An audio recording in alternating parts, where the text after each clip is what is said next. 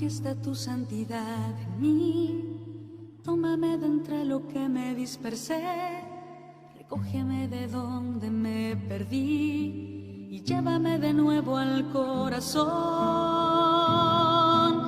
Tú eres el agua viva, tú eres el agua pura, inunda. La primera lectura de este día, hoy, martes, nos presenta en esta hermosa carta de San Pablo a los Efesios una imagen de la familia. Quizás una imagen que puede resultarnos un poco odiosa, un poco antipática, ¿no? Por la manera como Pablo lo va presentando, ¿no? Un primer momento, una sumisión de la mujer al marido, pero en el segundo momento también la presentación del hombre como figura, cabeza de la familia. Y un tercer elemento que no es menos importante, que para mí fundamentalmente creo que es lo central: el hombre que ama a su esposa, por ende ama a su familia, como Cristo ama a su iglesia. Yo creo que lo fundamental es quedarnos con esa imagen simbólica de Cristo amando, de Cristo que se presenta con un amor infinito por la iglesia, y un amor que lo conduce incluso a la muerte, y una muerte de cruz. Una de las peores muertes que existían en su época, en su momento. Y ese amor de Jesús por la humanidad, por la iglesia, por el hombre, por la persona, hoy día diríamos por el cristiano, por el creyente, lo conduce a la muerte, lo conduce a la entrega generosa. Y así tiene que ser un papá, así tiene que ser un esposo. El esposo tiene que tener la mirada puesta en su familia como ícono de iglesia doméstica. Esa es la familia, así la doctrina sobre el tema de la familia, sobre el tema del matrimonio, que la iglesia maneja, que la iglesia ha manejado por mucho tiempo, es la imagen de familia, iglesia doméstica, con un modelo, con un ideal. Con ese modelo precisamente es la familia de Nazaret, representada pues en la figura de Jesús, de José y de María, como familia unida, que vive, que trabaja, que crece, que se forma junto. El papá, por lo tanto, es un hombre que debe amar a su esposa, que debe amar a su familia, porque en ella se refleja el amor de Cristo, el amor de Dios, el amor de la Trinidad por cada uno de nosotros.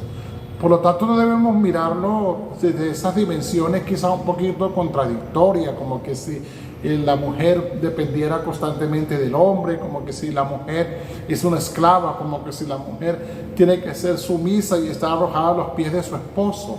Ciertamente que la esposa tiene que cumplir con las funciones matrimoniales, tiene la responsabilidad de amar a su esposo, tiene la responsabilidad de ayudar a crecer a sus hijos en la familia como familia cristiana, tiene la responsabilidad de luchar por el bienestar de la familia. Pero el esposo también tiene una función crucial. Él es la imagen que representa la figura de autoridad, evidentemente donde existe, ¿no? Porque hay muchas familias sin esta figura paterna, sin la figura del esposo, por razones pues que cada uno vive, en la que cada uno acontece, pero sin embargo donde está ese esposo es el que tiene la función de representar a la familia, de representar a ese hogar. Y es lo visible de la familia, ¿no? Como es Jesucristo, la cabeza visible de la iglesia. Qué bonito es apostar por eso, por familias que son iglesias domésticas, por familias que tienen esa figura de autoridad, pero que al mismo tiempo tienen esa figura de entrega generosa por el bienestar, por el bien, por la felicidad, por la prosperidad de la familia.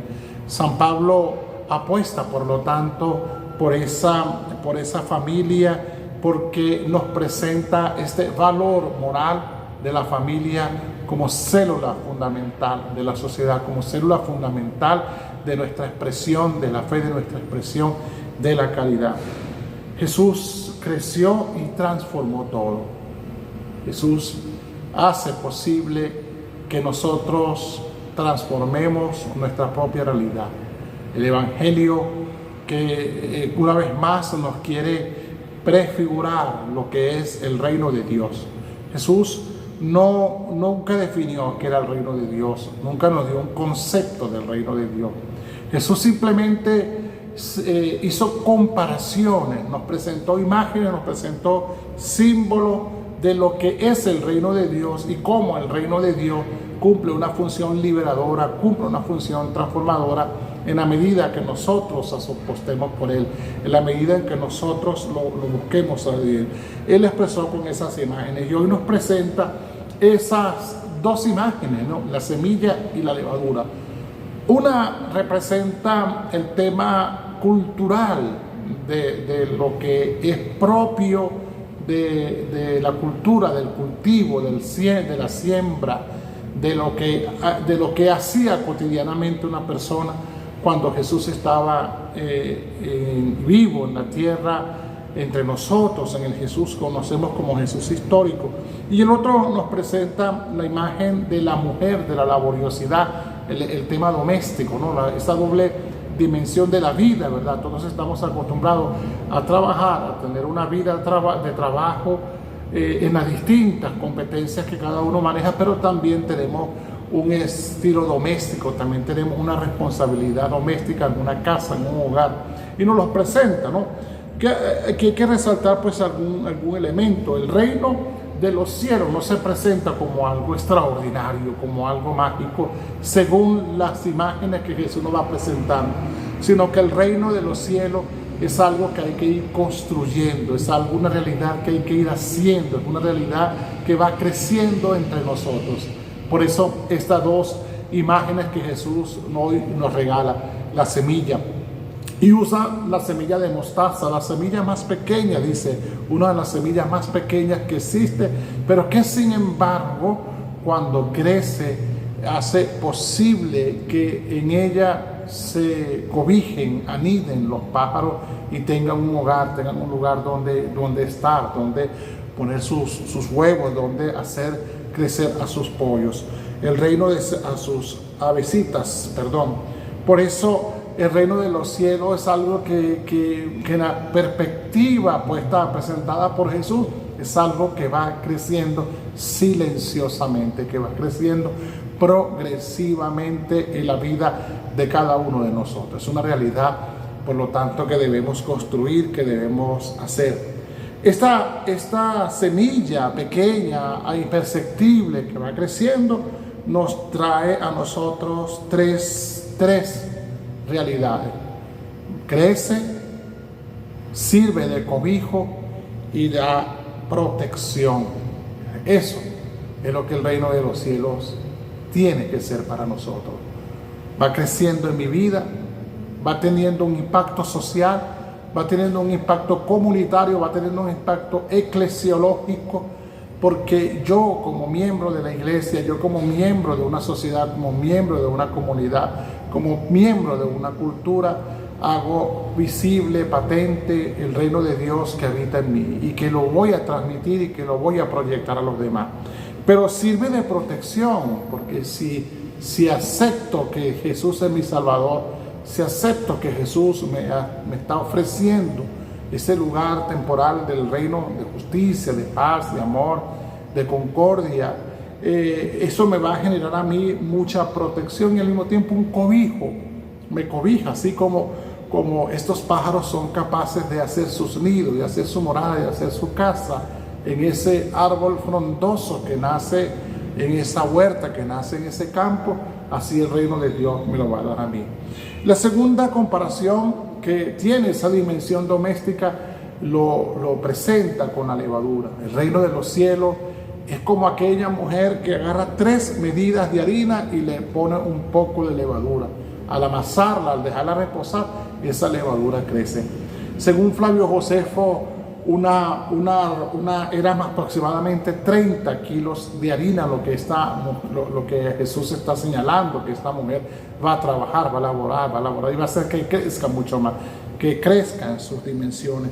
Jesús en ambos, por lo tanto, empieza con algo pequeño, con algo sencillo, con algo insignificante, a veces, como decía hace un momento, imperceptible, pero que al mismo tiempo lo hace crecer, lo hace aumentar.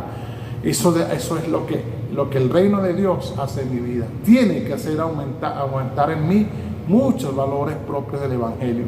Yo te señalé algunos, ¿verdad? La justicia, la paz, el amor, también la caridad, también la conversión, también la transformación. Esta semilla y esta levadura transforman lo que tocó. La tierra hace posible que esa semilla muera, que esa semilla crezca, que esa semilla dé fruto. Y ese proceso transformador de semilla a fruto es lo que tiene que ocurrir en nuestra vida. Si el reino de Dios es implantado en ti, si el reino de Dios es implantado en nosotros tenemos que ir haciendo realmente visibles, tangibles esos gestos de transformación. Esa levadura, cuando se mezcla con esa harina, la transforma. Evidentemente la corroe un poco, porque para hacer el proceso de fermentación, el proceso de hacer que se multiplique. Pero de esos 30 podría haber sacado mucha gran cantidad de masa. Suponga usted que la haya duplicado, entonces son 60 kilos para elaborar, para hacer el pan, para hacerlo, tener el sustento diario de la familia, de esa señora que está atenta a tenerlo todo para servir la mesa en su hogar, para servirle la mesa a cada uno de nosotros. Eso de la transformación que tiene que ocurrir en nosotros. Revisémonos cada uno de nosotros. Quizás soy egoísta, quizás vivo pendiente de la otra persona. A lo mejor me doy cuenta que tengo que cambiar ciertas actitudes, que tengo que cambiar el vocabulario, que tengo que cambiar mi forma de ser. Y si me dejo tocar por la levadura, si me dejo convertir en una semilla y dejo que Dios entre en mi vida y me transforme, nosotros podemos dar cuenta de que estamos empezando a construir este reino de Dios. Como decía mi profesor de Cristología, el profesor me señalaba que el reino de los cielos no es un más allá, no está en el más allá, sino que el reino de los cielos está acá. Pedro Trigo presenta esa figura de un reino de Dios que tenemos que construir en América Latina, que tenemos que construir donde nos encontramos, donde vivimos, de donde somos. Y eso es importante tenerlo claro. Yo soy corresponsable en la misión evangelizadora. Yo soy corresponsable en mi iglesia de hacer que todo funcione, que todo marche. Yo soy corresponsable en hacer posible que la vida de Dios se viva transparentada a cada uno de los creyentes. Yo soy corresponsable en hacer expresiones de amor en mi parroquia, en mi grupo de apostolado, en mi colegio, en mi trabajo, en mi comunidad, en mi propio hogar. Yo soy corresponsable con Dios de construir el reino de Dios, de hacer de mi patria, de hacer del lugar donde me encuentro un reino de Dios, un reino donde habita Dios. Mientras el mundo, la sociedad entera, se está ocupando y preocupando por sacar a Dios del ámbito social, del ámbito familiar, inclusive del ámbito individual, nosotros como creyentes, como bautizados, tenemos que incansablemente hacer posible que el reino de Dios se instaure, que el reino de Dios llegue, que no tiene una definición, que es imposible definirlo, qué es el reino de Dios, porque esa definición la hacemos nosotros con nuestra vida, porque esa definición la hacemos nosotros con nuestra historia personal, porque esa definición la hacemos nosotros en la medida en que apostamos por un mundo mejor, por un mundo donde Dios habita, por un mundo donde reina Jesús. Como dice la hora apostólica de los hermanos cursillistas, hagamos que Jesús sea el Rey de nuestros hogares. Inúndame y todo se transformará en mí.